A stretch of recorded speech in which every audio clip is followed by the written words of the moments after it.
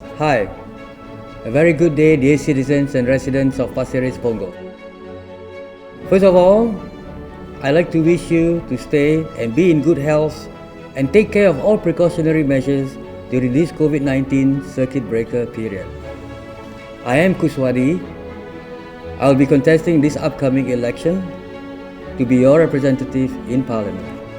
I am 57 years old. I am an electrical engineer. I've been working in this industry for the past 30 years.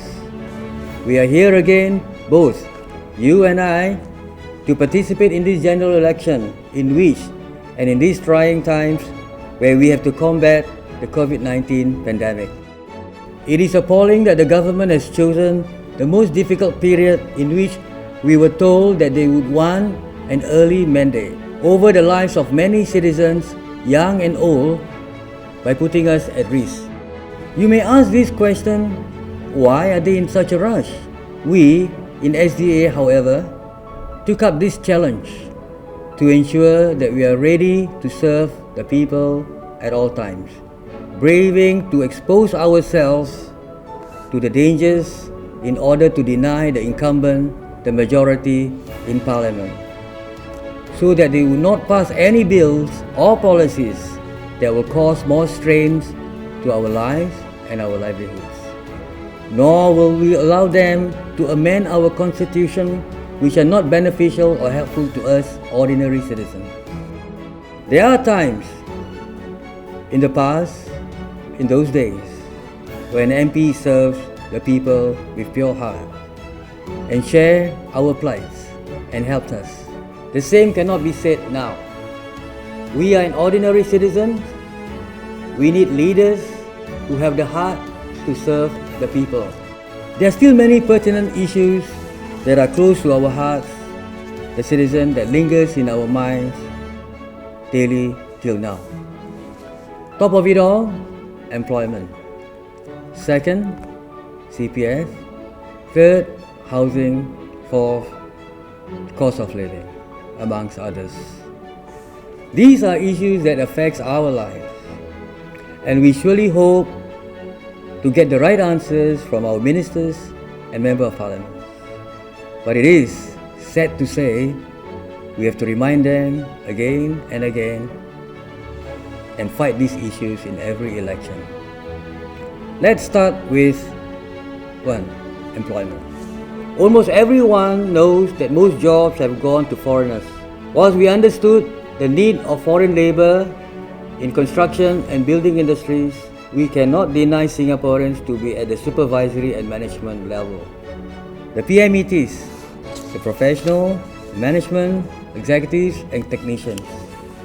These are jobs that need to be protected, just like other developed nations.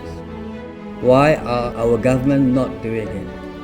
It was said that they are going to create 100,000 jobs.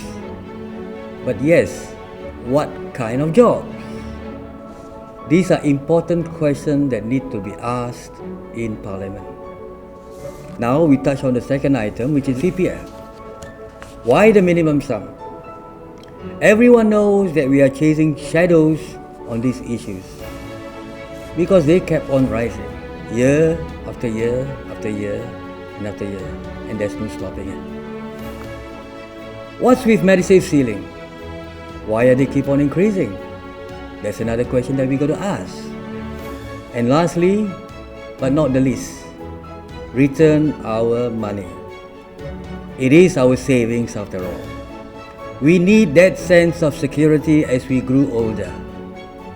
The one option is to return our money on a lump sum basis, spreading over a period of say 10, 15 years. I think that's quite logical, isn't it? The third thing that we need to discuss is housing, a very important issue to all families in Singapore. The public housing has become astronomically high. In view of the construction and land costs, it doesn't justify the selling price of a HDB apartment. Another issue we need to address is the HDB 99-year lease. Zero value at the end of the 99-year lease. There has not been a concrete answer from any ministers on this issue. and the matters are still not resolved. Fourth item, which is very important, which affects us every day, the cost of living.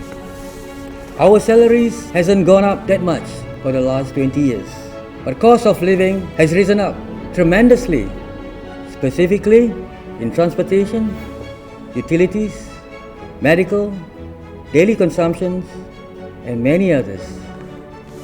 I am no economist, but something is wrong somewhere.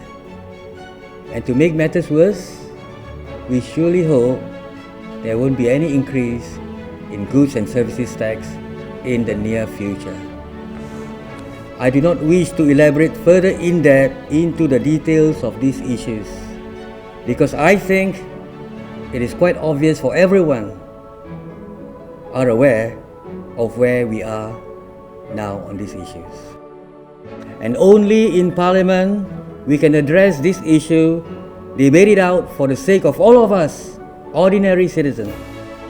Notwithstanding the fact that we are contesting in Pasir Ris Punggol, we will put our heart and continue this fight for the rest of Singaporeans.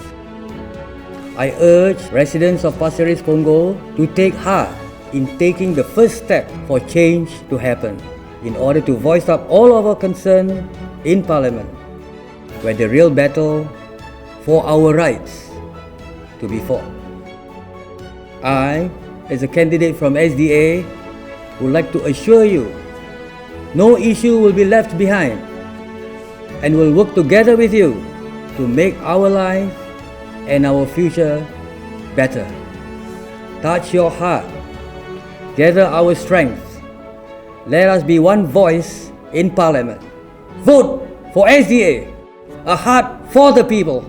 Thank you.